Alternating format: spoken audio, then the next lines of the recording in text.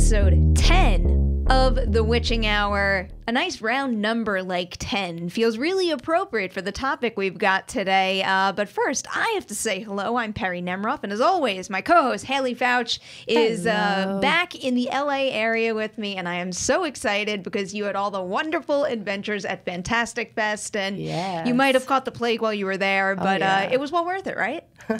Yeah, it was. It was great.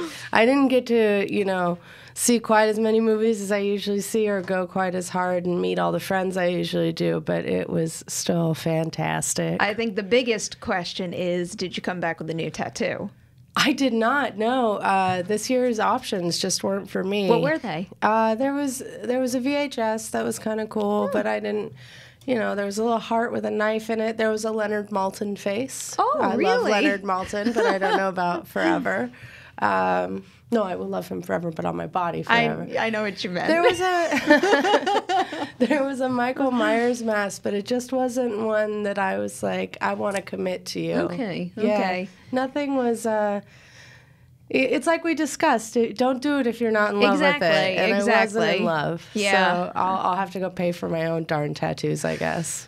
I don't think there's anything wrong with that, especially when it comes to something that you're going to have with you for the rest of your life. Yeah. You know what we're going to have with us for the rest of our lives? Oh. These wonderful 31 horror movies that we're about to share with all of you for October. So what we wanted to do for our first October episode here is basically give you a month full of horror movies if you want to watch them, every single day of the month leading up to Halloween. But you have a little heavy homework at the beginning because you're going to hear this episode on October 2nd, which means you have to catch up on 1 and 2. Catch up, yeah. Yeah, if you're going to hit all of these by the time Halloween rolls around. But when we started to make this list, the two of us sat down, came up with our own list, started a list, 31 titles, basically, and we crossed over on a bunch of them, so we have decided to push those aside for now. We're going to save those for a nice little surprise towards the, not even the end of the episode, it's going to be the bulk of the episode, but right now we want to highlight our personal favorites for Halloween watching, and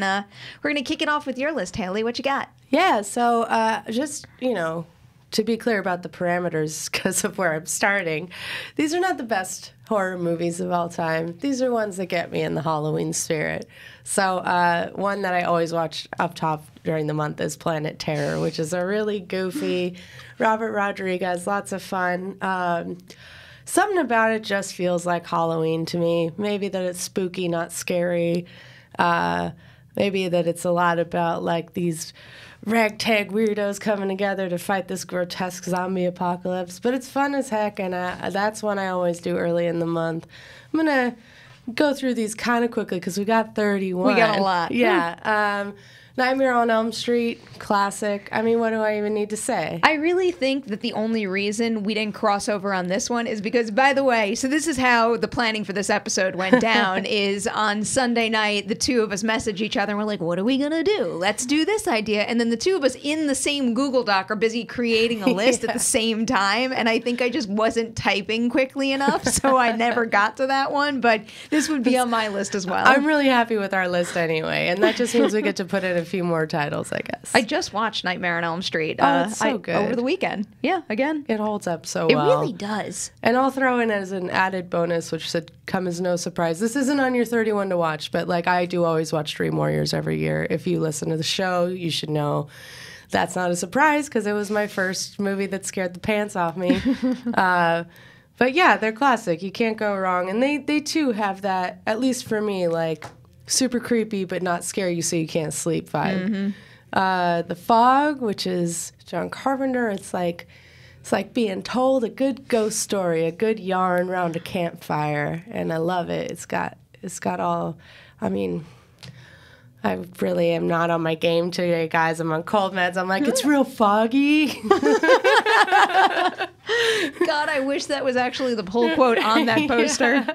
The Fog, it's real foggy.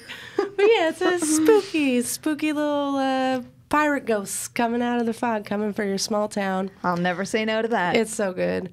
Return of the Living Dead is just a Halloween party in a film. It's like getting your rowdiest bunch of friends together and having a Halloween party where the grossest version of the undead come out to play. Just slimy, gross, amazing-looking zombies. Night of the Living Dead, which is celebrating an anniversary here, of course, is a classic. And Romero, you know, there's no The Walking Dead without Romero's work. There's no zombie craze without him. Zombies existed before him, but not in the way that we think of them now. It's another one I just watched over the weekend. How did that hold up for you? I kicked off my my Halloween watching a little early, also because I knew I'd lose a couple nights because of New York Comic Con, so I had to get started. It holds up really well for me. I don't know if it's, nostalgia and just my love of its legacy, but I still thoroughly enjoy it. And, even so many years later and having watched it so many times, it does kind of leave you with a little bit of a pit in your stomach after. It does. And I just remember... not recently. When did Krampus come out? In 2015? That sounds right. They did a junket for that in Pittsburgh. And I went with a couple of people to the cemetery, and we started recreating all these frames from the movie. It's really incredible actually being there, because it's one of those situations where, sometimes when you see something on screen and then you see it in real life, it doesn't feel quite the same. Yeah. Not in this case. You go there, the road up there, the actual cemetery and the headstones, everything feels like it was ripped right out of the movie. You feel like they're coming to get you, Perri. Oh, that I do, and I loved it.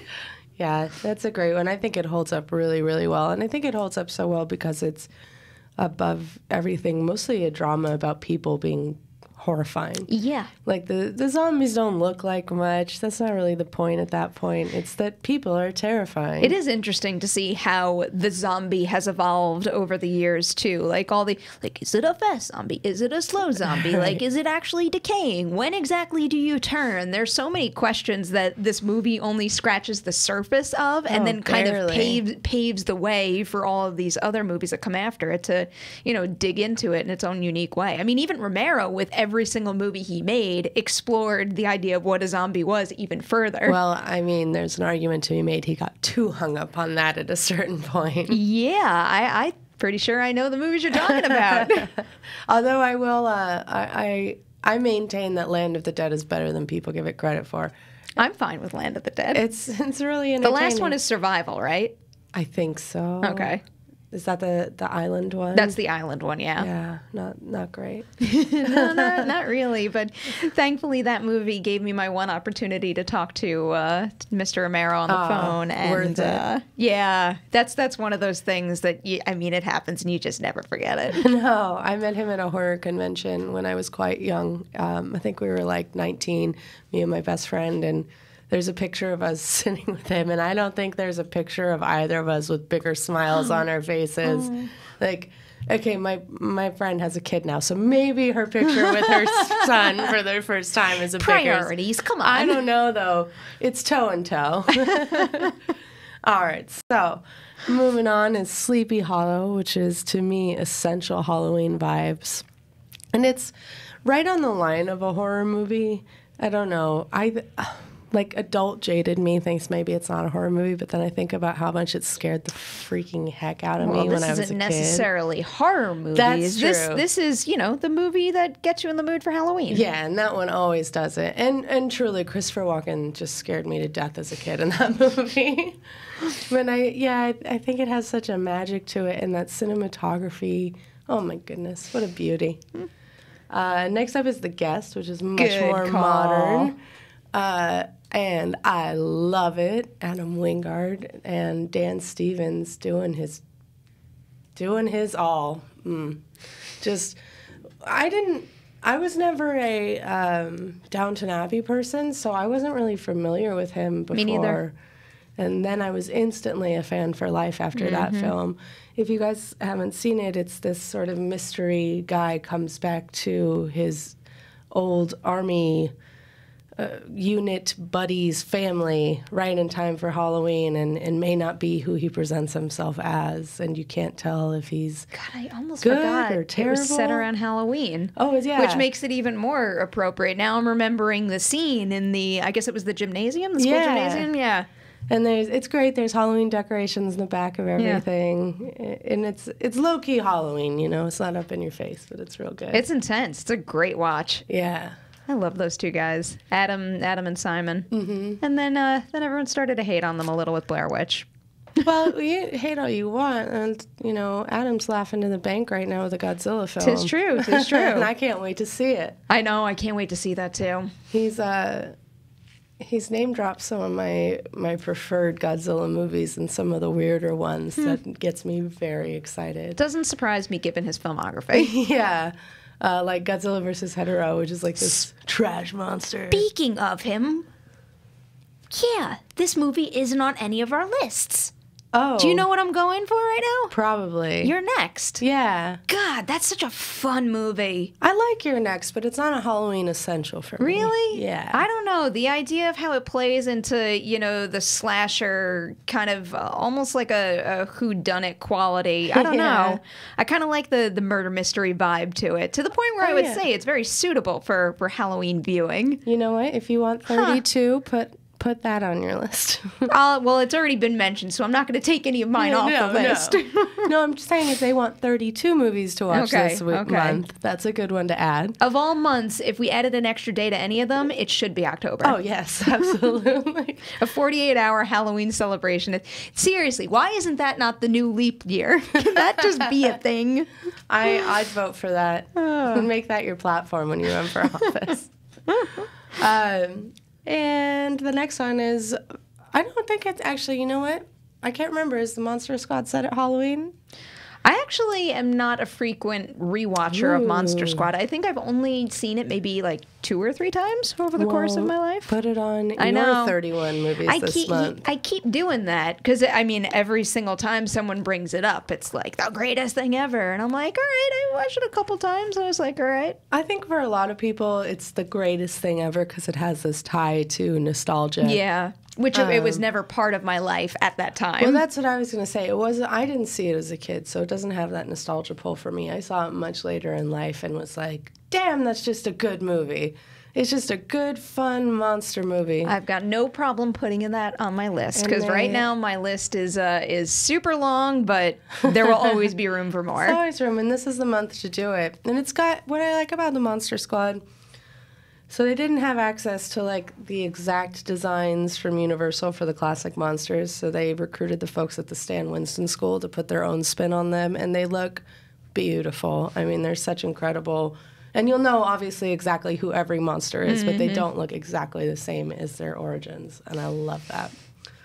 And next up is one that has a remake coming this year, a remake that if you read Collider.com, you may know I went insane for it. Fantastic. I can't wait until we have an episode on that movie. I don't know if you're going to like it. I can't wait. I've already seen it. You have? I have seen it. Well, I can't tell if we should just like give a little tease conversation here. Maybe because we'll do a deep dive when it actually comes out, which, what is it, later in the month? Yeah, the very beginning of November? We're talking about Suspiria, by the way. Oh, yeah, we never even said the title. Do you want me to tell you? Give me a tease. I haven't heard yet, so I'm like almost a little nervous. You don't like it, right?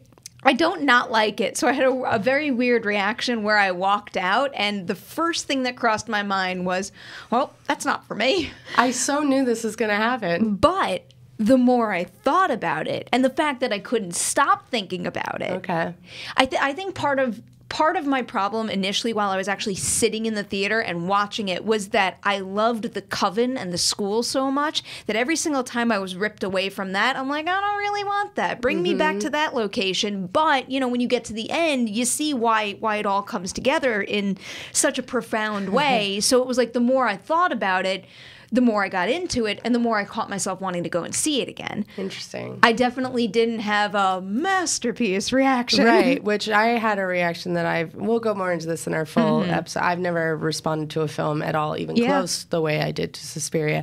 And I knew this was going to happen, too. After I saw it, I was like, we're going to have a really good conversation about it, because this is not Perri's movie. Yeah, yeah.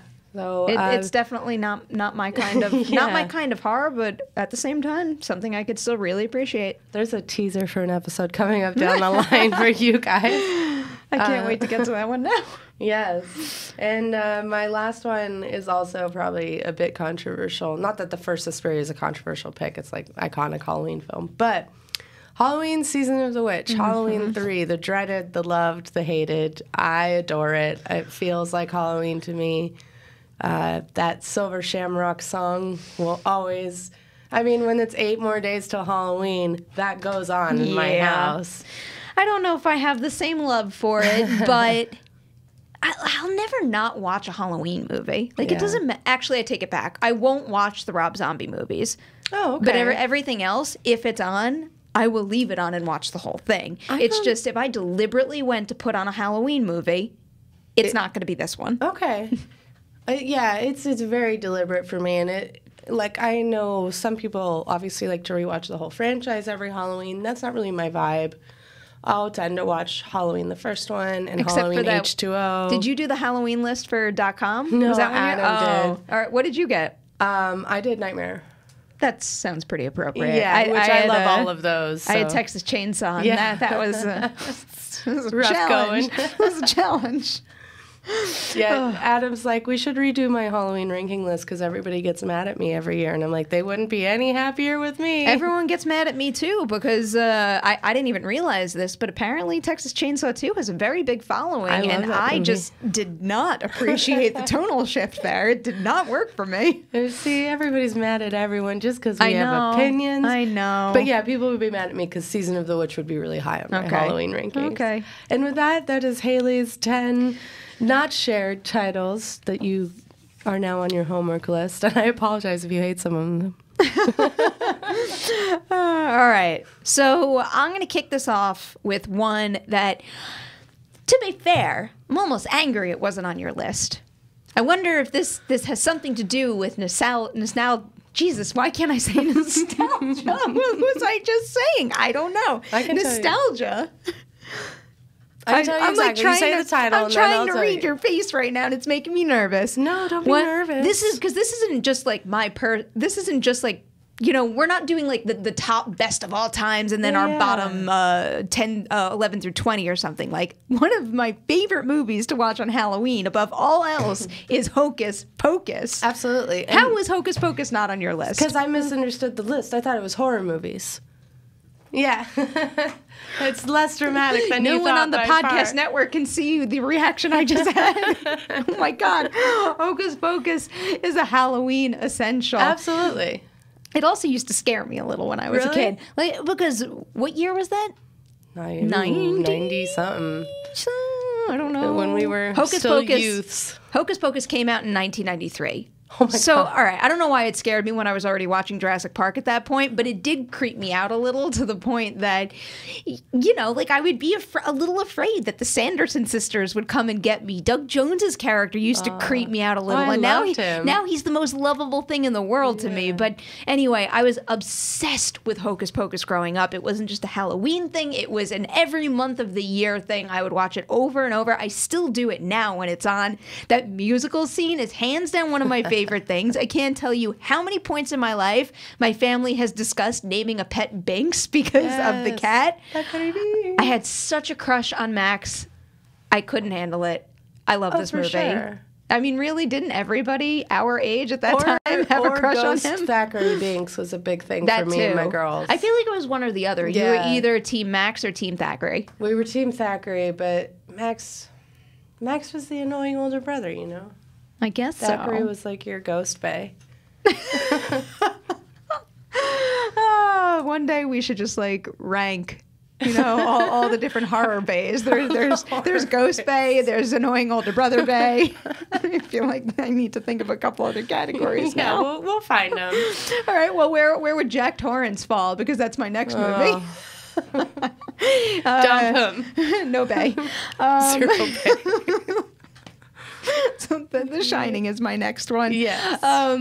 Some of you may have known ever since I read The Shining, the book, I've had mixed feelings about the movie just because I think they're two completely different versions of the story told from pretty much completely different perspectives. And, you know, to be completely honest, I think I like the version where Danny and Wendy are much stronger characters and actually have an influence over the plot and what's actually happening to them, whereas The Shining, the movie, does not have that at all. But I think The Shining is hands down one of the best haunted house type movies we've ever seen. The atmosphere is through the roof. And if we're talking about nostalgia and going back in the day and how I felt the first time watching this is one of those movies where I vividly remember not being able to look at the screen at certain points. I was so scared.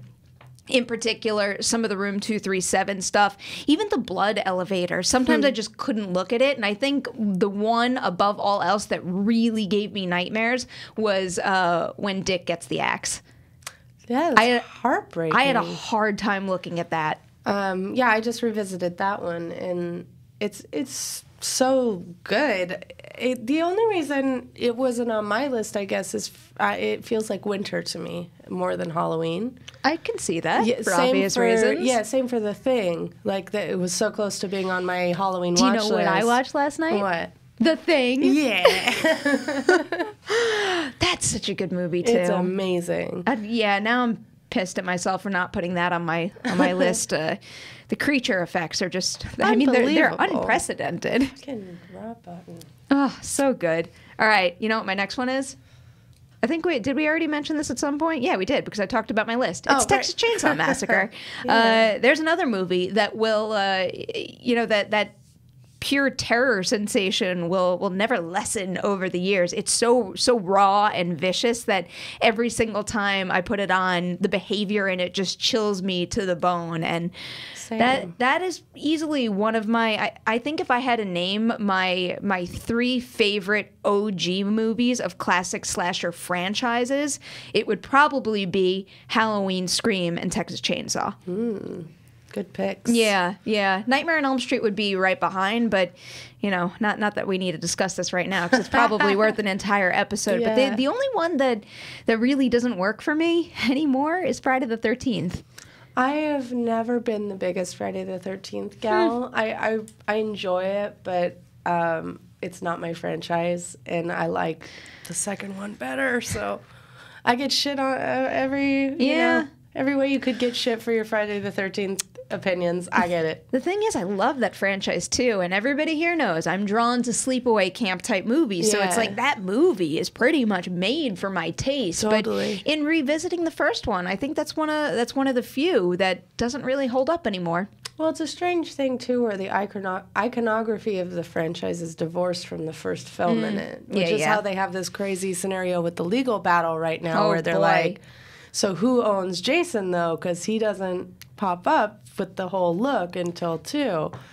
Do you know where they stand with that? I don't. I know there was just some movement that the writer, I believe, got the rights back to the title Friday the 13th, but I'm not sure that they've decided on Jason. Ah, what a mess. Yeah. That's unfortunate.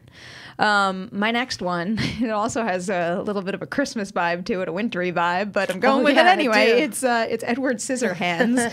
Hands down, one of my favorite Johnny Depp performances, also one of my favorite Tim Burton movies. I actually just rewatched this one recently. I went to I think it was one of the Eat, See, Hear screening series here, where, you know, you go out and you sit outside and you watch it on a big blow-up screen and they've got food trucks around. But this is one of those ones where around this time of year, it feels like a necessity to me. So I always put this one on. That's another more wintry film for me. I guess I'm very determined by the weather in the film. For the record, there's a wintry movie that made it into our mutual list that we'll get to later. Oh, I'm so curious now, but we'll hold off. We'll hold off. Kind of. All right.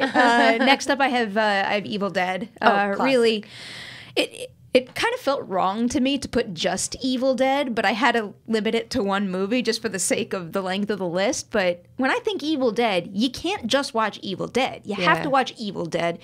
Evil Dead, the original, Evil Dead 2, and Army of Darkness. Also because there's such drastic tonal shifts between all three of them that it's this complete package to me that can't be separated. But if I had to just say one movie, I think I would go for the pure horror approach he takes in Evil Dead. Yeah, fair enough. And for me, I don't know. We didn't really talk about what makes a Halloween film. Like, that's so true. A lot of times for me, when I think of Halloween films, I'm not looking for the scariest movie because I'm thinking of like a party or like a group of my friends who maybe don't have the same tolerance levels that I do. Okay. See, when I think of a Halloween movie, I think of a calendar. I think of all of October, and I think of I need a balanced representation of like fun, campy horror, really terrifying under your skin horror, and also the communal everybody's gonna like it kind of horror. If that makes any sense at all. It does make sense. I think because the first thing I go to do is make a list so I get a little bit of everything. So I actually think that that's well represented on my list here. My next one is Blair Witch Project. I am just endlessly fascinated by the found footage genre or subgenre, I guess, and I'll never forget the first time watching Blair Witch and just the big uproar over, is it real? Like, did it really happen? And all this crazy stuff that people started talking about when that movie first hit theaters. And, just seeing the sensation that found footage became after this, where, it paved the way to some crappy found footage movies that felt like, cheap shots or cash grabs or just trying to make a buck based on something that was popular before. But then to see how some other ones kind of, grabbed the baton from Blair Witch and found their own new creative spins on the format. I really appreciate Blair Witch. It still scares me to this day and makes me uneasy, but I also really appreciate the legacy that it left and all of the movies that we got because this one did it first. It's never been my movie, but I respect all that. It never scared me. It literally put me to sleep the first time I watched it. Yeah. This is one of those ones where my favorite like time and place to watch Blair Witch is really late at night when I'm like in bed or something all alone and I have it on specifically my iPad. I know that everyone's like, "Oh, you need to get the theatrical experience all the time." But I love the sensation of watching something on my iPad that's super immersive when you have it like so. This really is probably also bad for like my vision or something, but like super close to your face where it's almost like everything around you just like melts away, or it's just even at night when you're in bed, it's like everything just fades away into darkness all around you. Something about that and Blair Witch, it always like gives me the creeps right before I go to bed. I'm glad it works for so many people, and I do think I'm not anti-found footage at all, so like I'm glad that it helped spark that trend.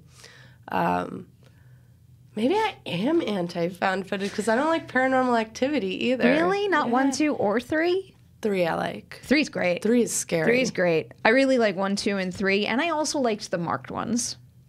I don't know. I thought that one deserved a little more credit than it got.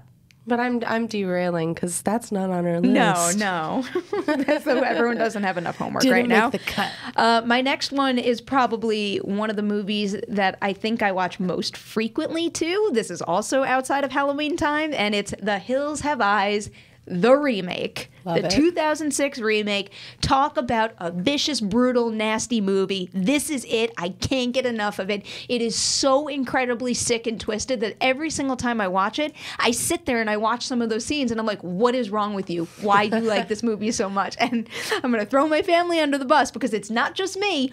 All of us, every single time it's on, somehow we'll all wind up on the couch together watching this like horribly violent, disgusting movie. It's a really good movie. It is really rough. It is. It's rough. But so this is one that not just, and I am obviously influenced by the seasons in the film, but this one isn't just because it's hot. I do think of it as a summer movie, and specifically because the first time I ever saw it was after my 19th birthday party.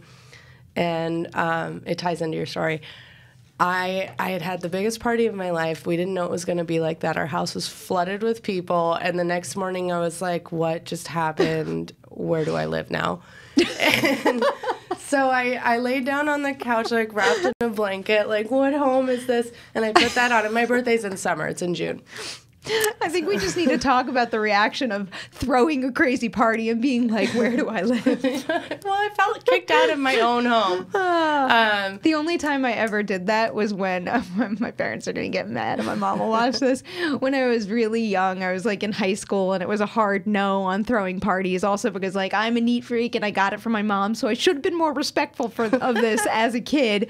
But I threw like a big house party, and it was like the first house party because I'm the older of the two siblings. So it was the first time a house party had ever been thrown in the Nemiroff household, and there were a lot of people there. I mean, I'm an only child, so this was our first one too. We were both in shock. I was sitting there on the couch, like just.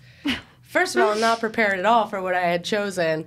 But my mom came downstairs, and she also had felt kicked out of her own home, and she was like, she sat down on the chair and was like, what is this? This is terrible. But she stayed the whole time, like you're talking about. Maybe I should have put on a movie the day after. Yeah, Instead, get out of the trouble. I think my mom was mainly mad that her Entman's cake was on the roof of the house.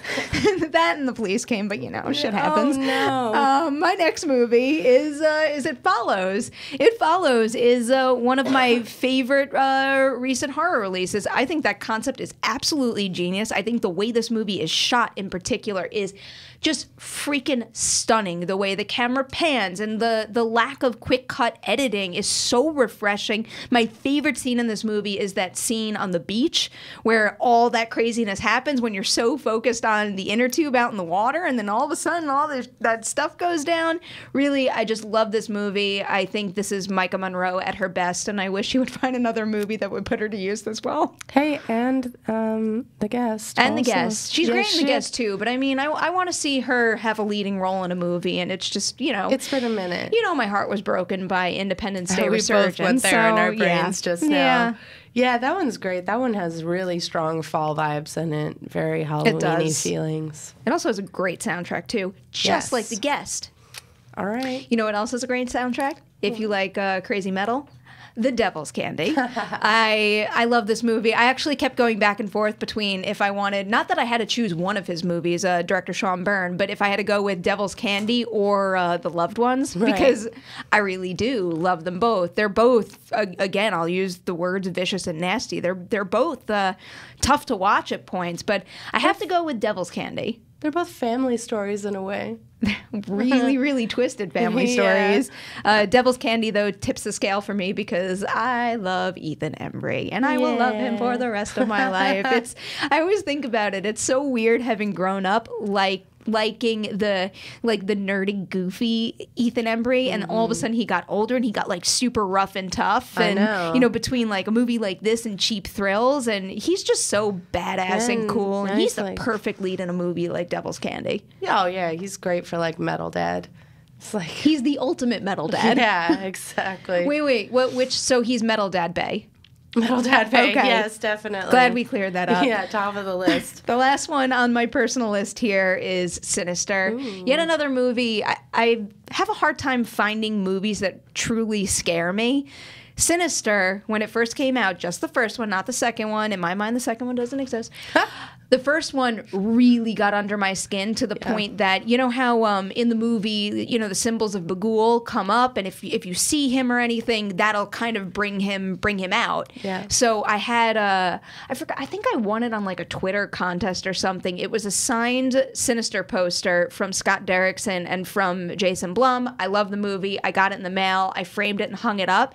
And for a while, I was really uneasy every single time I looked at it because it has like blood painting of Bagul on it. It creeped me out. It is a really creepy movie. I will agree that it got very under my skin. It made Scott Derrickson an instant name to watch for me. And I just wish that the end of the film lived up to the horror that the beginning of the film sets. Okay. I think it tapers off at the end. The more you see Bagul, the less scary he is. But yeah, that is also a rare one where I was like, ooh, very icky. It is. All right, has the time come? The time has come. These are I guess in a way we can call them the top 10. There are overlaps, the ones that were 11, my darling. 11. I can't count today. It's hard. It's the beginning of the month. It's the beginning of the week. How was it Monday? My brain is all mushy because New York Comic Con is coming up. How do we want to do this? Do we want to go from the top down, from the bottom up? I feel like they get more obvious. So at the top, should we just start with the obvious ones? Okay, that sounds good. I like that approach. All right, so the most obvious one we could possibly come up with is Halloween. I mean, really, this is like the ultimate month of Halloween, between the actual holiday, the love of horror this month, and also the fact that we're getting a new Halloween movie, Halloween. Like the anniversary of the original one. I'm pretty sure. Like, it's the most Halloween month. No, it's the 40th. Yeah. It's the 40th, yeah. And holy shit, I love the new Halloween movie. And watching the new Halloween movie makes me want to go back and watch the original one. Not that I haven't seen it enough. And then I watch the original one, and I want to watch the new one again. It is just this wonderful cycle that I hope...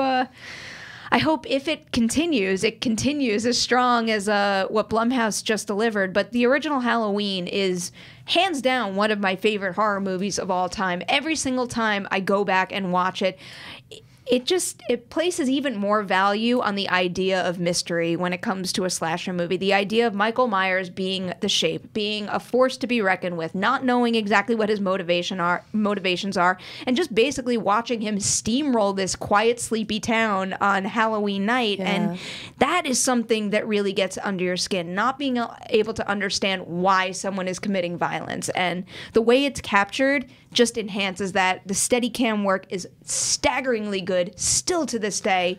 That's something I was going to say. I don't think that Halloween often gets enough credit for looking as incredible as it does, because it's kind of an understated look, but it's phenomenal. And they just did this 4K release of it, and it just looks unbelievable, like updated to what our screens demand, and you can just see this is a piece of visual art on top of being horrifying. It's just gorgeous. The framing, the lighting, it's gorgeous. The simplicity, too, is what makes it feel more real. I mean, I'm the first one to tell you, I have a ton of fun watching guys like Freddy Krueger and Ghostface run around in their crazy masks and having little quippy lines and everything, but there's nothing like that grounded, all too real feeling of Halloween that will basically make you look out your window, look down the block, look around the corner, because it is so well established in that first Halloween movie. And I not to make this a Halloween 2018 review, because we will get there. We'll get there. But that is a concept that I think David Gordon Green actually puts into his movie that I really appreciate. Yeah, I like Halloween a lot. I'm excited for that episode because I think we're going to have some disagreements too. But he captures the style really well, and it's really cool to see Jamie Lee Curtis, isn't it, back in action. God, I love her. She's amazing. She really is. She's so good. And she has this thing, I don't want to spend too much time on Halloween, but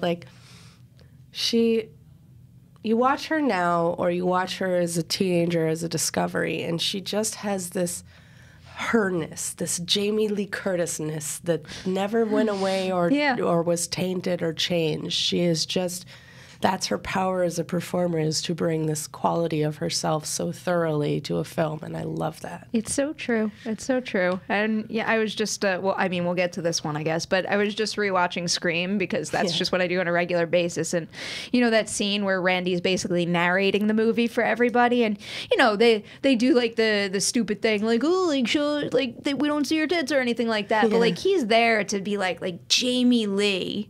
She is just the ultimate in female heroes in slasher movies. She set the stage, and she just ran with it. She gave it to so many others out there, and she kept it for herself too. And the fact that it exists in so many places, I just love that feeling. You get to watch her pass it down 2 generations in the new film too. It's amazing. Oh, I can't wait until we get to talk about that more. Do you want to introduce the next one? Okay, yes. This one, sort of instantly iconic Halloween film, once it finally made it to audiences, because it was on the shelf for a really long time, but Trick or Treat. Amazing anthology. Michael Dougherty just weaves this little small town tale of a sort of magical, twisted Halloween. There are all these little stories tie up together, and there's little Sam running around with his deadly, deadly lollipop. I adore this movie. It's so good. The style is incredible. I might hijack one of the characters for my costume this year. Really? Yeah. Who? We'll see. The Anna Paquin when she's like mid-transformation. Yeah. Ooh, I like the sound of that. It's like sort of cheap, but also Is that your cool. favorite segment of Trick or Treat? Ooh. Oh, good question. I think anything to do with Sam, especially the fight with the old man, is my favorite segment. Sam is great. I think Sam is one of very few. I know not everyone has seen Halloween. Everyone has seen a Trick or Treat, but it's like whenever we get the question, why aren't there more slashers? Why aren't there more new slashers? I think Sam is basically on the cusp of being an iconic slasher. Yeah, because I feel like, even when I think of Funko like mystery minis, it's like Sam is included in that. Absolutely. I think his biggest holdback is that there was just the one movie. Yeah. Well, they did those shorts too with different holidays, but I don't know. I'm a little bummed that we never got that sequel. Because I'll still hold out hope. I mean, it took like 10 years for the first one to reach theaters. Who knows? I wish. What's your favorite segment? I wish. The School Bus Massacre one. Really? I really love that. I love the whole conversation that leads into it, what it winds up being, and I love the visuals that we get from that scene, because just the, a school bus filled with those masks. It's something that's always been like seared in my brain, and it gives me the creeps, and I really just love. I mean, there isn't a weak segment in this movie. No. Every single one is at a certain level or above it. This movie is easily my top Halloween time tradition. For a really long time when FearNet still existed and they used to do the 24-hour marathon of Trick or Treat, I won't admit how many times I would watch it in one single day, but it was a lot. I also have this gigantic, you've seen it in my apartment, the gigantic orange and black Trick or Treat poster over my couch, and that is hands down one of my favorite posters that I own. This movie is just, I'm pure oozing Halloween spirit. Yeah. It taps into so many different ways for people to celebrate Halloween that this, to me, is the epitome of a horror Halloween movie. You can tell that Michael Dougherty's obsessed with Halloween lore. He's obsessed with that spirit, that thing that I keep trying to explain, like what makes a Halloween. He just like has it in his blood and just like put it all into one movie. He really does. Do you mind if I introduce the third one? Oh. Let's fight for it. So the number 3 one we have for you here is Scream. Well, I'm me. Do I need to tell you guys how much I love Scream? I can't get enough of this movie. I could talk about it all day. I can quote it. I can just rewatch it over and over again. Yeah. And it's also, it's the meta movie too. It's a movie that celebrates the genre. And what better time to celebrate horror movies than during Halloween?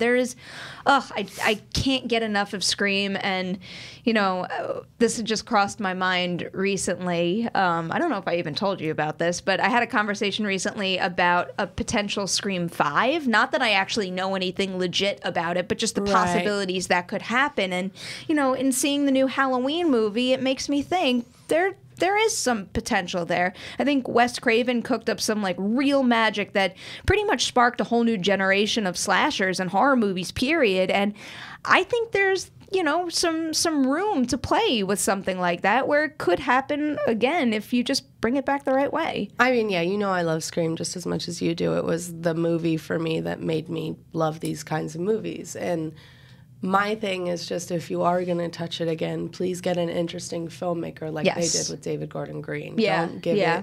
Don't give it to a studio guy. Give it to an interesting filmmaker. Well, this is why I'm of the... And, this could change at any time. It's not like one movie and I'm completely sold. But at this point in time, I kind of want to push all that stuff in Blumhouse's direction. Maybe. Yeah. I mean, more than... Their track record overall is pretty damn good. It's pretty solid, and I would like to see that above, no offense intended, but New Line, who is very much the give it to the studio guy studio. Yeah. No, I could see that. Or speaking of which, didn't they have Sinister? That was Blumhouse. Was that Blumhouse? Uh-huh. Oh, you're right. That was Blumhouse. I was trying to throw them under the bus even more, so I'm sorry, New Line. No. I love a lot of New Line's films. We'll get to one of theirs next, in fact. Yeah, really. They do like to hire in-house, and I would rather see, hell, Let's see A24 do Scream. Let's get real weird with it. Ooh. I think I would be open to that idea. I like the sound of that, but, you know, I'll take any Scream I can get, because when you're talking about a movie that basically kicked off your love of horror, and it's like, I had seen horror movies before Scream, but there is no doubt that when I sat down and watched Scream, while I was watching it, a little like switch flipped on, and my horror-loving brain turned into something else, something a little obsessive, and like, I mean, deeply grateful for the genre too, and the feelings that it could conjure. It's just, speaking of which, did I just give the perfect transition for our next movie? Did you want to say something else about Scream? I did, because it's interesting that we both loved it so much, not necessarily understanding all the meta references in it, because we hadn't seen all those films. We were young. And real quick, when you say obsessive, my cousin and I watched it so many times over the summer that we watched it, that when we drove her home, we recited the whole film as if my father hadn't had enough. Like, it does trigger that.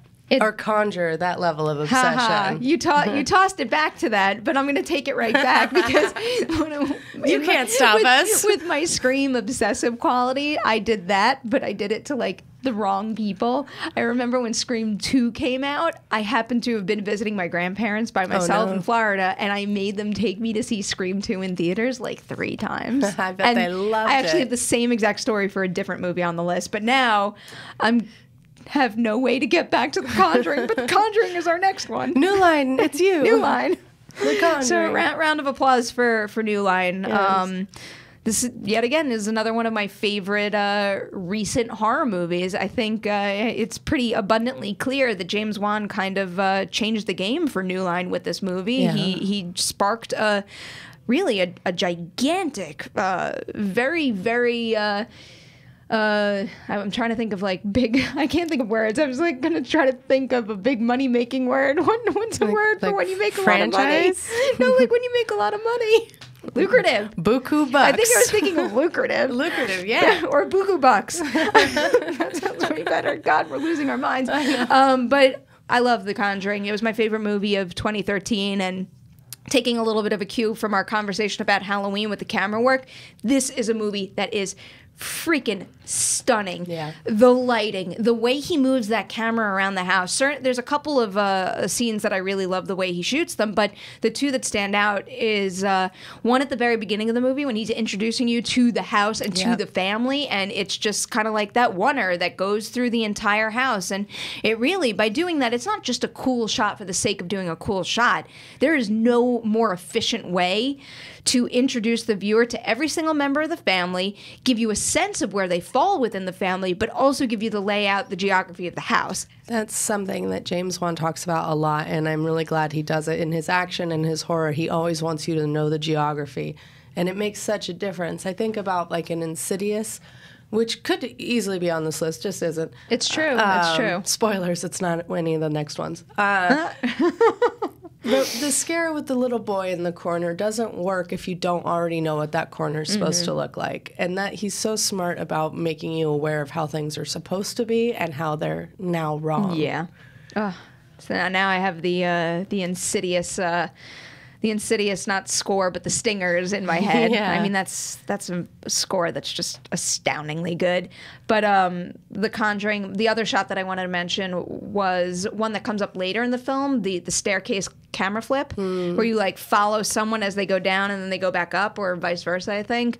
But that's a beautiful shot. And also that one with Joey King when she's in the bedroom just staring into the darkness. I can't. Ooh, that shot freaks me out. I still get chills. Like, it's so effective. Making a lot out of nothing. Like, it's all performance. It's all score, and it's so good. It's so well done. I really want him to make one more Conjuring film. I would like him to close out that trilogy. He has to.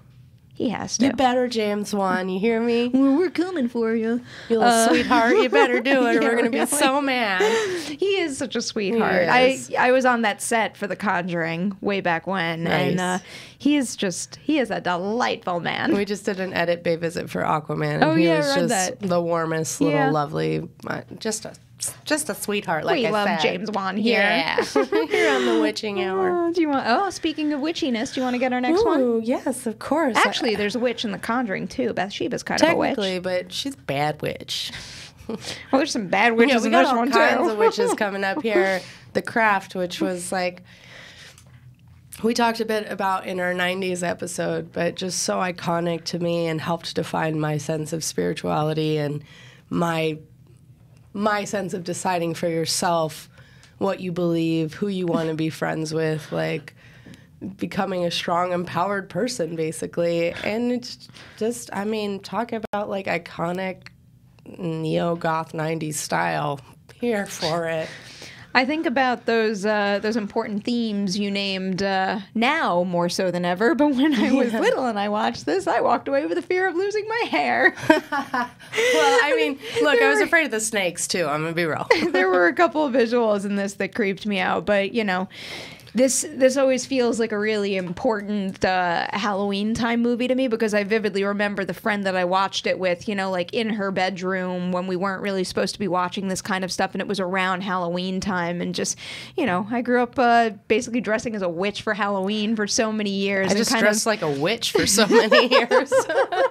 I think I still do. And you own it. You own it. But just going from, you know, that cartoonish version of a witch to applying it to, you know, I wasn't old enough at that point, but coming closer to high school time, you know, melding those two visuals and those two ideas together always really struck me. And it's like, you know, you watch a movie like The Craft and you want to be a good witch, but you want to be a witch like them.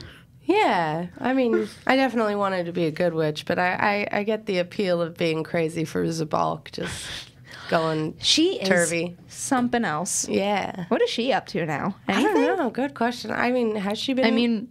The most terrifying movie of hers I could think of is Return to Oz. Speaking of which, why isn't that on this list? That should be what on a batshit crazy movie. Okay, that's 33, guys. Oh, boy. Oh, that is a weird movie. I'm but gonna watch I that really when I love go it. home. Yeah, I love that I wouldn't movie. mind rewatching that too. You know, when I was in film school, getting my freaking MFA, I did a whole project on making a remake of Return to Oz. Oh my God, I mean, like I had like a gigantic folder of like paperwork that we did for this project. And I want to see that. Hands down the most brilliant thing we ever came up with the entire time I was in that program. I mean, don't throw it away, girl. I know. I should keep it in my back pocket just in case. So it looks like she's been on Ray Donovan a little bit, so she still is working. Yay, Still Feruza. around. Yeah. All right, next up. It's Cabin in the Woods. Oh, I'm happy we're talking yeah. about this one too because I'm super high right now on Bad Times at the El Royale. Like you are? That's so unlike you. Not that. Not that for sure. Who knows? Bad rumors. Oh no! What is happening an episode, to us? you guys? I really like Bad Times at the El Royale. I loved it. Oh yeah, you saw it at Fantastic Fest. Yeah. Here's another one we need to talk about, but it's not horror, but how good is that movie? I loved it's so, it. I have a little bit of like that obsessive quality with it where all I want to do is rewatch it and piece together every little thing that I didn't get like the full grasp of the first time around. I can't stop thinking about it. Yeah, I fully loved that movie. It is extremely my shit. Like we even came out of the theater at Fantastic Fest, and Fantastic Fest is a very happy, generous crowd, and I felt like I loved it way more than most people. I gave that a really good review. Yeah. I love that film. It might be one of my favorite movies of the year so far. Likewise, definitely one of my favorites so far. And, you know, after Drew Goddard made The Cabin in the Woods, all I wanted was another movie from him because that movie is so incredible. But I'm happy that we had to wait this long if it meant getting another movie that good. But Cabin in the Woods, that is one big fat celebration of everything horror. Yeah. What a genius concept. I was so thrilled that I walked into that movie not knowing all the details about it because I am sorry for anybody that had that ending spoiled for you because holy shit, that elevator sequence. And just when you start to realize what's happening with all the behind the scenes of that office and their bedding and all the other things that could come the main character's ways, it is just staggering to me that nobody had come up with even just like a teeny tiny similar idea before that. It's so Joss Whedon. That's like way up his alley, and I love his ideas. I'm still a Joss Whedon fan, whatever come at me. I love his concepts, and So I believe this is true, that I actually did have that film spoiled for me. No! Because it was another one that had been on the shelf for years, and I was very into message boards at that time in my life. Like, the IMDb message boards were still around. And Oh, no, so dangerous. I had read the ending, but it didn't impact the film at all for me. I'm glad to hear that. I love that movie. I'll just never forget that feeling when I first started to realize what was happening, and I was sitting there. I'm like, no way. And yeah, that's another one. I mean, actually, bringing up El Royale, they're very similar in terms of their, like the behind the scenes, wanting to know every little detail of what's going on. And Cabin in the Woods has that same exact quality, and that's part of the reason why. I mean, I still think, even though I've seen it dozens of times at this point, I still find little fun details every single time that I might not have, fully embraced beforehand. There's a lot there. So much. I mean, I can't even begin to tell you how many times I've pulled up that image of the whiteboard just randomly and started to read through the list of monsters. Same. One of my favorite Halloween costumes ever was a friend of mine recreated the whiteboard, and when is the whiteboard? What? Yeah. I was sure you were going to say, what's the ballerina with the teethy Oh, no, thing? that's great, though. That's a great one. But just the whiteboard. is brilliant. You want to hit the next one?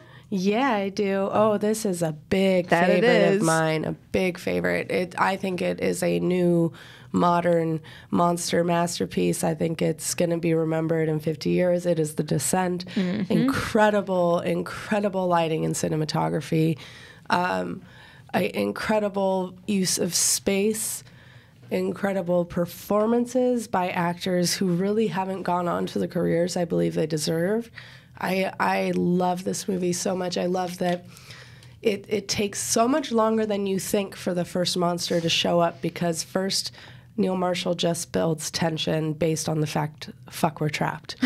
Like, I mean, that's all you need. That's what he had to do, because like it's almost like a 1-2 punch scare. Yes. It's like you almost feel the air being sucked out of the room the deeper you get into the story as they get deeper into the cave system, and it's just like, well, the second you feel like you're locked in, it can't get any worse. That's when you get the reveal of, oh shit, there's something else down here. And that's when they lose their lights, and that's when everything turns green and red, because they're using different sources of light than they had before. It's a brilliant construction, and I'm obsessed with it. Neil Marshall directed the crap out of this movie. Oh boy, did he. It's so cool, and it's like, it's got that pure terror. It's got a lot of heart to it too, because he really sells the friendship between certain characters very well. So you'll have, and the betrayal. Yeah, and you'll have moments where like your heart is ripped out, but then with the betrayal where you get really angry, and also it features a whole bunch of kick-ass leading ladies that really get their time to shine in terms of fighting back too. Yes. It really it hits all the right notes, and this is another one that I can rewatch all day long. Another piece of artwork I have on my wall. It's actually, so it's the group, and they're all like in little like cartoon heads in the middle of the poster, and then all around them are like the little creatures, but like little like demon looking faces all around them. That was one of the, I don't get starstruck, and I don't really care about famous people or whatever, so I forgot that I had done this until I just pulled things out of storage. But I actually got Neil Marshall to sign my Blu-ray. Really? I did that? That's kind of fun that I have that now. I think the only 2 Blu-rays I have signed are actually, this is weird because they're both for Evil Dead. One is from because I had a box quote on the Evil Dead remake, so Fede and Jane signed it, and then for Ash vs. Evil Dead Season 1, I have a box quote on that, and so the cast all signed that for me. That's cool. Otherwise, I don't really have very many signatures on things. I totally remember going to that convention and like being really excited to talk to Neil Marshall. It was before I got to interview people, so I was like, I thought really hard what question I wanted to ask him, and like, I do not remember getting it signed, but I guess I'm glad I did. Not to get too far off track, but it's like, it doesn't matter how many people I talk to. It's like that quality never goes away. No, like, I obsess. You also know how like I over-prepare, and I'll just sit there and I really like think about every single word I utter to these talented people. Like, I'm not worthy of every single word. Okay, so but you are. Oh, thanks, Haleigh. What, are you just saying that because I'm really nervous to talk on the phone to John Carpenter? No, you're very worthy of John Carpenter's time and attention. Yeah. I wish that was true, but I don't believe it. Okay, sound off in the comments, guys, if you think Perri's worthy of this. Please don't do that. But we'll share that interview with you when it's up and running. The next one on my list is the other movie that I made my grandparents take me to over and over and over. I mean, like the week it came out, pretty much every single day for something like a full week. And it's Nightmare Before Christmas. We've used the word obsessed, but I was obsessed with this movie as a kid. So growing up, my mom always wanted me to learn piano, and I never really cared to learn piano, and I also sucked at piano, except when Nightmare Before Christmas came out, I was determined to learn the sheet music from that movie, and so I bought it, and I learned it, and that was pretty much the only thing I was ever able to play. Oh, I mean, what it did to our generation can be best summed up in 2 words: Hot Topic. Like, no other film has created a whole fashion empire out of, like, affecting a generation that way. It just, it took over our minds, and I was obsessed. I watched it over and over and over again. I still love it. And what's so cool is it works for other generations, too, because my little nephew, Ripley, is just head over heels. You have a nephew named Ripley? Yeah. I'm so jealous of that name. Well, he's technically my best friend. Somebody's my nephew, whatever, semantics. But yeah, he's obsessed. He watches it constantly. He watches it year-round. He cannot get enough. He's 3. Well, that's always the argument, too. Is it a Christmas movie or is it a Halloween movie? And the beauty of it is inherent in the plot. It's both. It's both. It's and both. You know what? My opinion has changed over the years. Okay. Yeah. So it's like, what side of the divide are we on right now? I've come down to both, but I used to be very firmly, it's a Christmas movie, and then I was like, oh my God, no, I was wrong. It was a Halloween movie, and now I'm just like, watch it whenever you want, guys. You know, I'm constantly thinking about new movie-related tattoos to get. Yeah. This is in the mix. Oh yeah. But I don't. So I'm super into minimalist ideas because I like my tattoos to be small and hidden and just for me. Right. But I can't find any really cool Nightmare Before Christmas minimalist designs online that I really like. So until the day that I discover one, I will go Nightmare Before Christmas tattoo-less. I'll keep that in mind. Yeah. If you ever see something. You know, I'm always like hounding Instagram tattoos, so I'll see if I find any for you. Next up, we've got another Tim Burton movie. We got some Beetlejuice. Yes, Beetlejuice. I just want to shout out Henry Selick too, because he gets washed out of Nightmare Before Christmas. It's so true. Beetlejuice. That, again, I'm going to use the word again, obsessed. I was obsessed. You can ask my mom. She was like, enough Beetlejuice. Enough. But it wasn't enough. There is no such thing. Did you watch the cartoon also? You know, I never did. No. I used to watch that a good deal. Is there like screaming happening outside? I wonder if anybody can hear that. Like I've stuttered a couple times just because the screaming has caught me off guard. So we're gonna keep recording, even though something clearly crazy is happening in the office right now. But Beetlejuice, I watched a lot, and it's another thing that I really like mythology and backstory and world building, and this builds just an incredibly creative world that speaks to all of my, creepy ghoul horror loving sensibilities. And, it's just the thought of, what happens when you die. And if something like that is it, I'm going to pretty much enjoy being in that kind of space. I love that it's such a clever inversion of the ghost story, too. And maybe it had been done a bunch before, but I certainly hadn't seen it before when I saw Beetlejuice. And I love the idea that it's not the ghosts who are scary and annoying, it's the living. I went as Beetlejuice for Halloween maybe 4 or 5 years ago. No, it had to be more recent because of the annoying thing that was said to me was so time sensitive. Oh, no. No, it's funny. But some bro at this Halloween party was like, because I had like the white and black pinstripe suit, and it was like a cuter version, but whatever. Okay. And he goes, so are you like zombie Robin Thicke? I just realized what's happening outside. What's happening? So as we're recording this episode of The Witching Hour, Josh McCouga is playing The Exorcist VR. I mean, he's in like another studio. It's not like he's in the space right outside our door right now. He's in another studio with a closed door. Then there's the main area, and then there's the little studio we're boxed into right now. About right. With soundproofing on the walls, but we can still hear him. McCougs. Want to hit the next one? Yes, I do. It's a recent one, and it's one we both loved. It is It. I love this movie. I love I it. can't get enough of it. And I find that, okay, maybe not anyone, maybe not like your very small children, but anyone can watch it. Like, it's just scary enough to be fun for everyone. That's the beauty of also mashing up the horror with the coming of age vibe. Yeah. And, you know, not just doing it for the sake of doing it, for the sake of putting young kids in the middle of your movie, but I mean really understanding them and understanding the situations that they're in at this point in their lives and why that makes Pennywise feed on them. It's just all woven together so well. And it's a beautiful looking film. The pressure on that sequel. Oh my God. I know it's bad to go in with expectations that are through the roof, but it's hard not to after a movie that's this good. I know. And when they put together really sort of like a dream cast like that, And I haven't heard anything, like, I don't know if they're not doing a set visit, but I haven't heard anything from anybody, so it's all very mysterious. Don't they have to be winding down now soon? Exactly. They've been shooting for a while. The mystery is so strong. By this time last year, I had been to the It set, and, like, I knew a little bit about what to expect. I have no idea what to expect, and it's driving me crazy. Oh, I want to see more from that movie so badly. I can't wait to see how Pennywise interacts with adults. Does it work? I know. I want to see the restaurant scene. Yeah. Really badly. That's probably my most anticipated scene of the entire movie.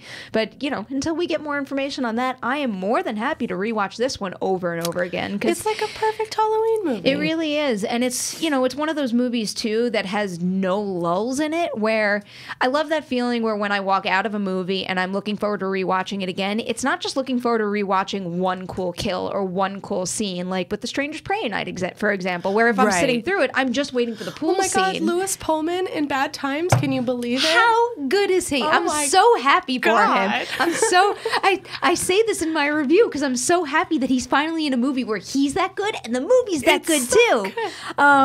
But back to it really quickly. It's one of those movies where every single time I sit down to watch it, I'm looking forward to one scene, then that scene comes and goes, and I'm like, oh, then there's that scene. Oh, then there's that scene. And before I know it, I've sat there for the full runtime yet again and watched the entire thing front to end.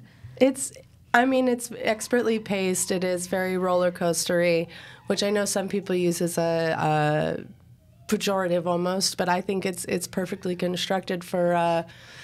It's very hard to focus. I know. But it's perfectly constructed for a crowd-pleasing horror film. To get you up, take you back down a little, up, down, up. I love it. Yeah, I'm right there with you.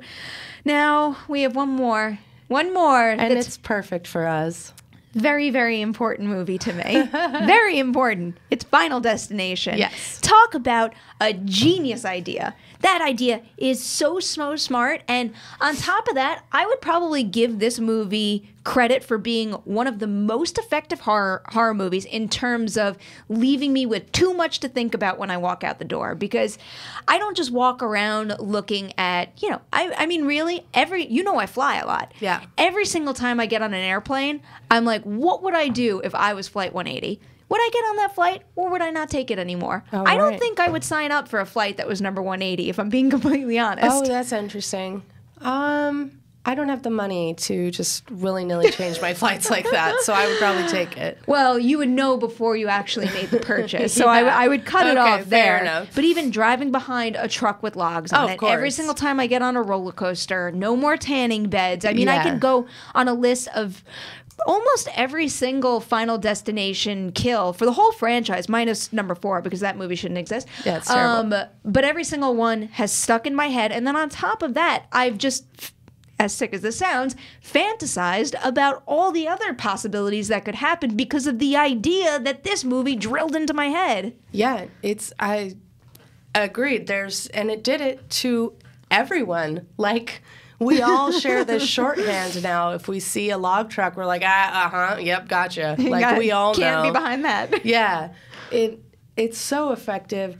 It's so much fun. And it's only a matter of time till they bring it back. And I can't wait. So you know that I covered the Hellfest junket, and I got to talk to Tony Todd. We talked a little bit about that Candyman. Candyman's on the list.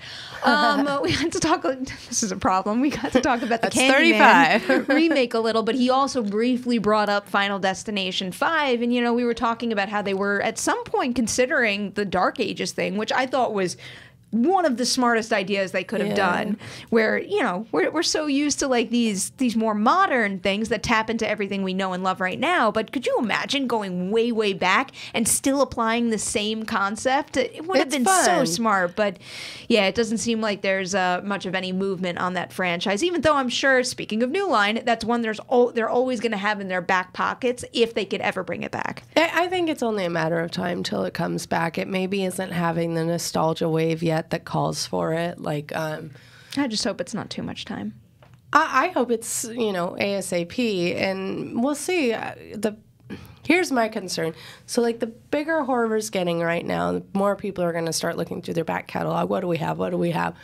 I don't want Final Destination to become one of those, what do we have, turn it out real quick, make it trashy, you know? Yeah. I want it to be a passion project for somebody. I hope that wouldn't happen. The other thing that just crossed my mind, because we had been covering The Purge recently, is I wonder if Final Destination TV style would have any... That's interesting. I don't know, because like now that I'm thinking about it, it's like what would you have to? Would each episode be a different death, and then you'd kind of just be waiting for it? I wonder if that would take away from the surprise of the death. I feel like The Purge had a world that was meant to be built out, and that makes TV perfect for it. Where I feel like Final Destination films are more of like a shot in the ass, and it's like watching, you know, you see a Rube Goldberg machine set up, and then you watch the dominoes fall type situation. Shot in the ass. You know what? That's what we're gonna wrap this list up with. A shot in the ass for all of you. I hope you enjoyed this. Jesus.